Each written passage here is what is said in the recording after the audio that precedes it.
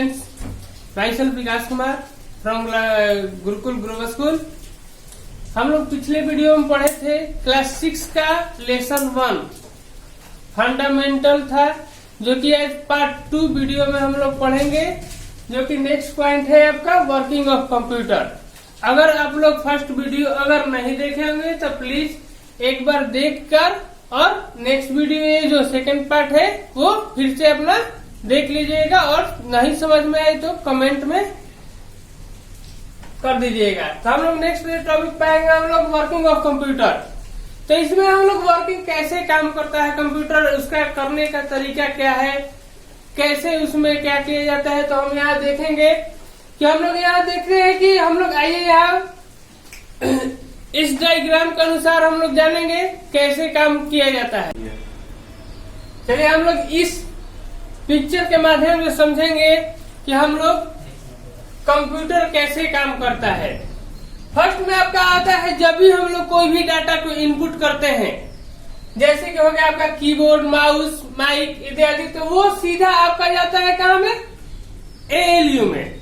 और एएलयू कहाँ भेजते हैं तो सीधा भेजते हैं स्टोरेज में। और स्टोरेज में अगर कोई भी आपका अगर उसमें कोई भी थोड़ा सा भी मेल करना है, कांटेक्ट करना अगर गलत हो तो उसको मिला करके और भेज देता है आपका कंट्रोल यूनिट में। कंट्रोल यूनिट का क्या काम है कि सारे को कंट्रोल करना, और कंट्रोल यूनिट उसके बाद कहा जाता है, तो उसके बाद मेरा जो रिजल्ट आ गया तो अगर वो बाहर फेंकता है तो वो भेज देता है आउटपुट डिवाइस में।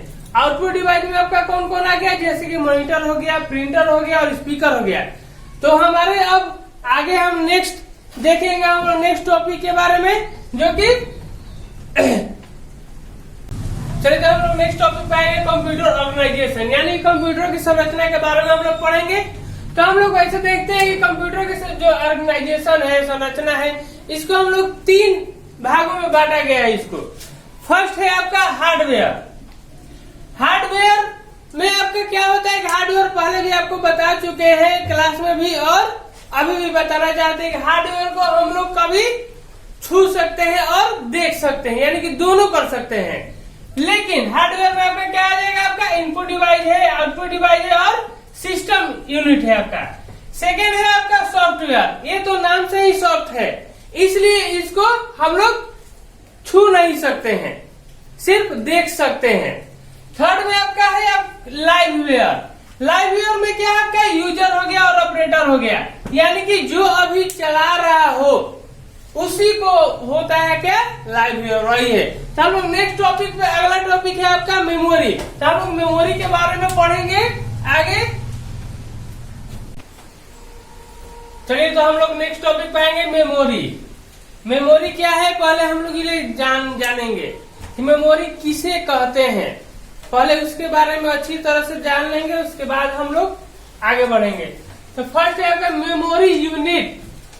हम लोग पढ़ेंगे मेमोरी क्या है, तो मेमोरी यूनिट वह यूनिट है, ठीक है, सॉरी, मेमोरी वह यूनिट है जो कि किसी भी डाटा को, कमांड हो, प्रोग्राम है, को स्टोर करके और रखा जाता है। जैसे कि फिर से एक बार रिवाइंड कर लेते हैं, मेमोरी वह यूनिट है जो किसी भी डाटा, कमांड एंड प्रोग्राम को स्टोरेज यानी कि जमा करके रखा जाता है, वह है आपका मेमोरी।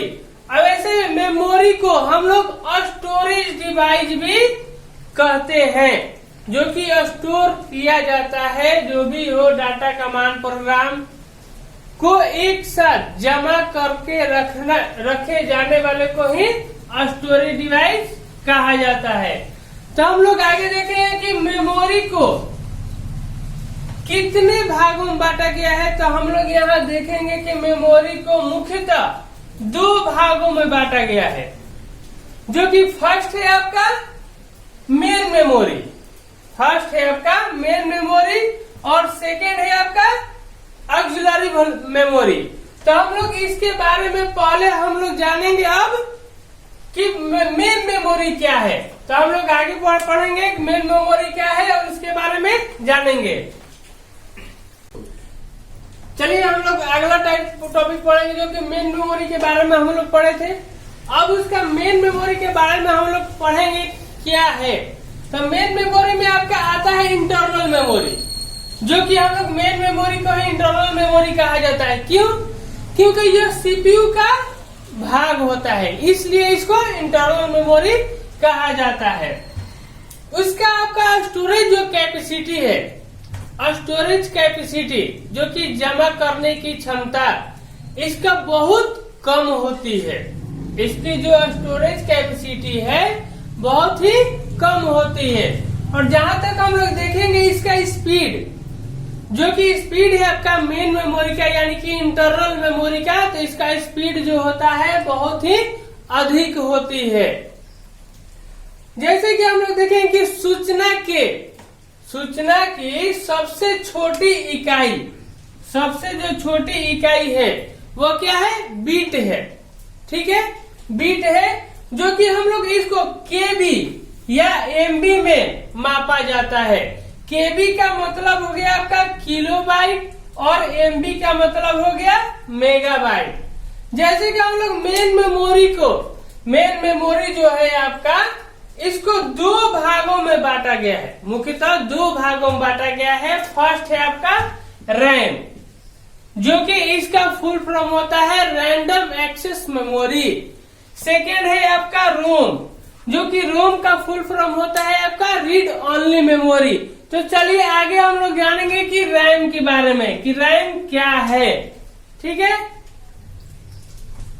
चलिए अब हम लोग रैम के बारे में जानेंगे, जो कि इसके पीछे हम बताए हैं रैम और रोम, जो कि दोनों के बारे में हम लोग अलग अलग जानकारी प्राप्त करेंगे अच्छे से, ताकि हम लोग को समझ में अच्छे से आ जाए।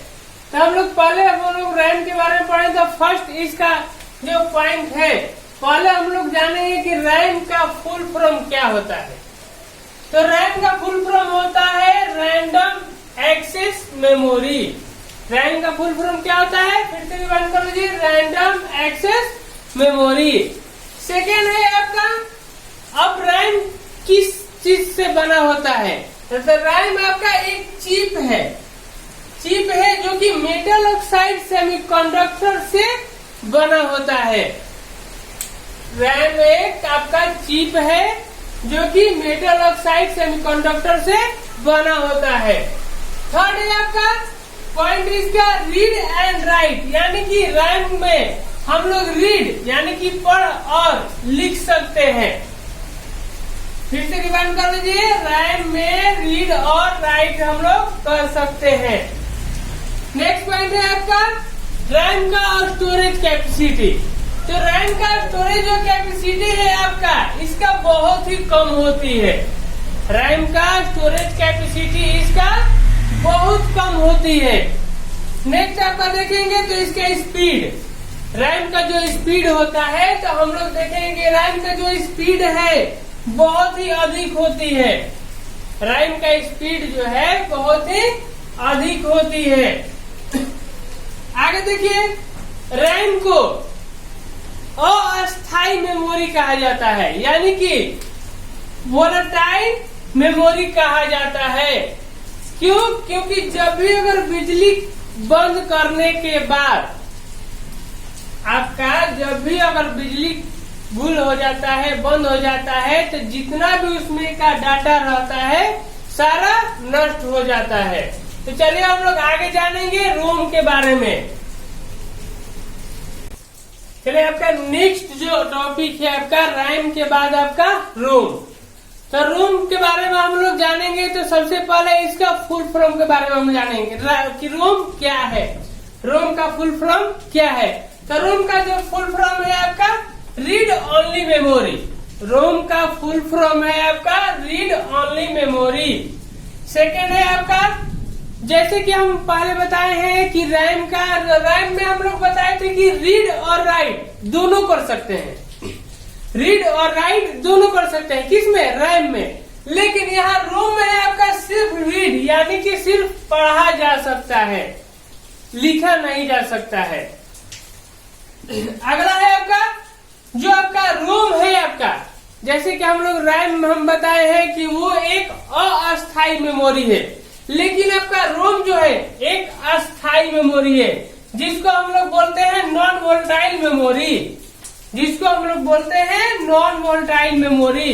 तो अगर आप लोगों को समझ में आ गया हो, अगर नहीं भी समझ में आया हो तो कमेंट में कृपया मैसेज कर दीजिए, कमेंट कर दीजिएगा। और ये आप लोगों के लिए क्वेश्चन है, होमवर्क है, जो आप लोग याद करके और अच्छी तरह से ध्यानपूर्वक लिख कर आएगा। थैंक्स। क्लासेस चला रहे हैं, तो ये क्लासेस पढ़ने के बाद आप सभी को जरूरी है अपना कमेंट्स डालना।